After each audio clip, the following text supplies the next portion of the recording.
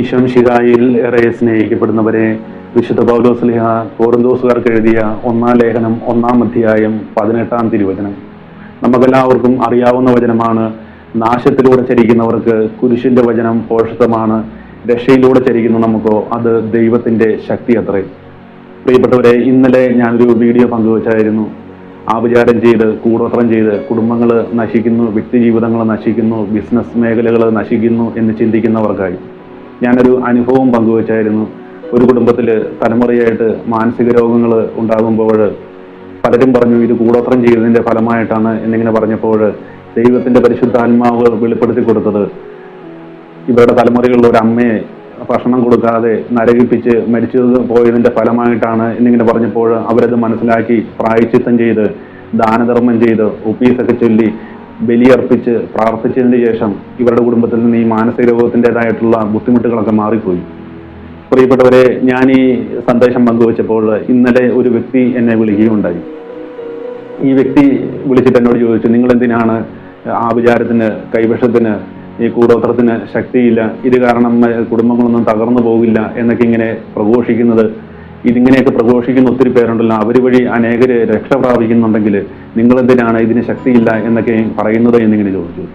അപ്പോൾ എനിക്കിത് കേട്ടപ്പോൾ ഒത്തിരി സന്തോഷം തോന്നി. കാരണം ഞാൻ എൻ്റെ ഈശോയെ ഉയർത്തി സംസാരിച്ചപ്പോൾ നമ്മുടെ ഉള്ളിൽ വസിക്കുന്ന ദൈവത്തിൻ്റെ പരിശുദ്ധാത്മാവിൻ്റെ അപരിമേയമായ ശക്തിയെക്കുറിച്ച് പറഞ്ഞപ്പോൾ ഇതിനെ ഈ പരിശുദ്ധാത്മാവിൻ്റെ ശക്തിയോ അല്ല നമുക്ക് വേണ്ടി കുരിശിൽ മരിച്ച ഈശോയോ ഒന്നും ഉൾക്കൊള്ളാതെ ആഭിചാരത്തിനാണ്, കൈവശത്തിനാണ്, കൂടോത്രത്തിനാണ് ശക്തി എന്ന് പറയുന്നതാണ് നല്ലത്, അങ്ങനെ പ്രഘോഷിക്കുന്നതാണ് നല്ലത് എന്ന് ഈ വ്യക്തി പറഞ്ഞപ്പോൾ എനിക്കൊത്തിരി സന്തോഷവും തോന്നി, അതിലേറെ സങ്കടവും തോന്നി ഈ വ്യക്തിയോട്.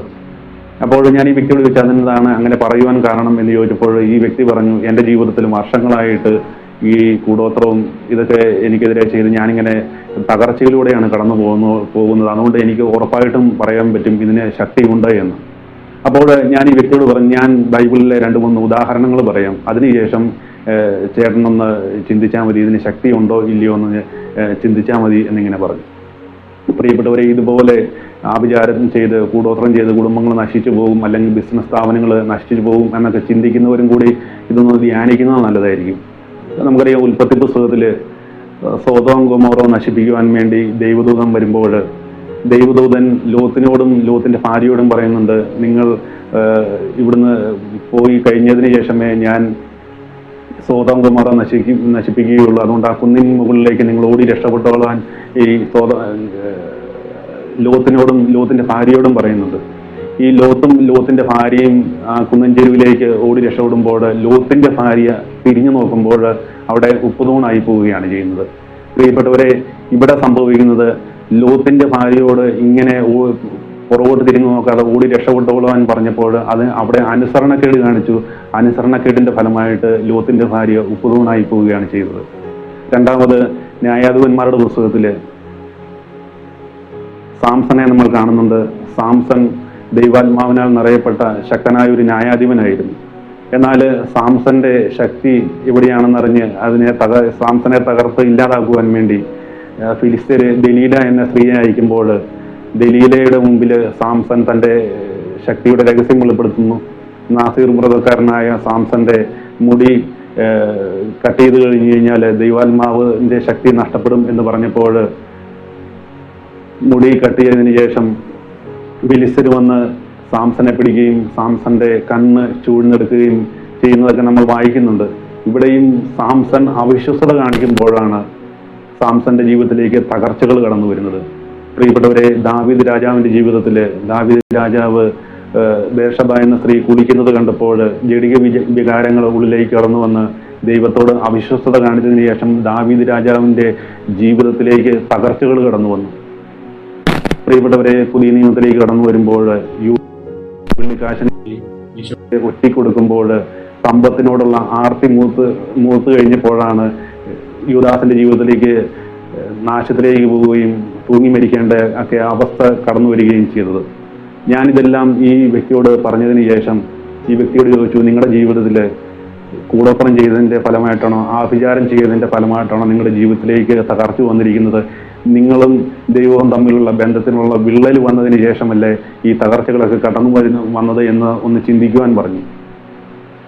അപ്പോൾ ആ വ്യക്തിക്ക് ചെറിയൊരു ഉള്ളിലൊരു മനസ്താപമൊക്കെ വന്നു. ആ വ്യക്തി പറഞ്ഞു, എൻ്റെ ജീവിതത്തിൽ എനിക്ക് മനസ്സിലായി, ഞാനും എൻ്റെ ദൈവവും തമ്മിലുള്ള ബന്ധത്തിന് വിള്ളൽ വന്നതുകൊണ്ടാണ് എൻ്റെ ജീവിതത്തിലേക്ക് തകർച്ച വന്നത് എന്നിങ്ങനെ ഈ വ്യക്തി പറയുകയുണ്ടായി. പ്രിയപ്പെട്ടവരെ, നമ്മുടെ ജീവിതത്തിൽ 1 മുതൽ 10 വരെയുള്ള കൽപ്പനകളിൽ 1 മുതൽ 3 വരെയുള്ള കൽപ്പനകൾ ദൈവവും മനുഷ്യനും തമ്മിലുള്ള കൽപ്പനകളാണെങ്കിൽ 4 മുതൽ 10 വരെയുള്ള കൽപ്പനകൾ നമ്മളും സഹോദരന്മാരും തമ്മിലുള്ള കൽപ്പനകളെ കുറിച്ചാണ് പറഞ്ഞിരിക്കുന്നത്. ഇതിൽ നിന്ന് വ്യതിചരിച്ച് നമ്മൾ പോകുമ്പോൾ നമ്മൾ ദൈവിക സംരക്ഷണത്തിൽ നിന്ന് മാറിപ്പോവുകയും നമുക്കെതിരെ കൂടോത്രത്തിനോ ആഭിചാരത്തിനോ കൈവശത്തിന് ശക്തി ഉണ്ടായിരിക്കാം, ഇല്ലായിരിക്കാം. പക്ഷേ തിന്മ നമ്മുടെ ജീവിതത്തിലേക്ക് കയറിയടിക്കുകയും നമ്മൾ തകർച്ചയിലേക്ക് കടന്നു പോവുകയും ചെയ്യും.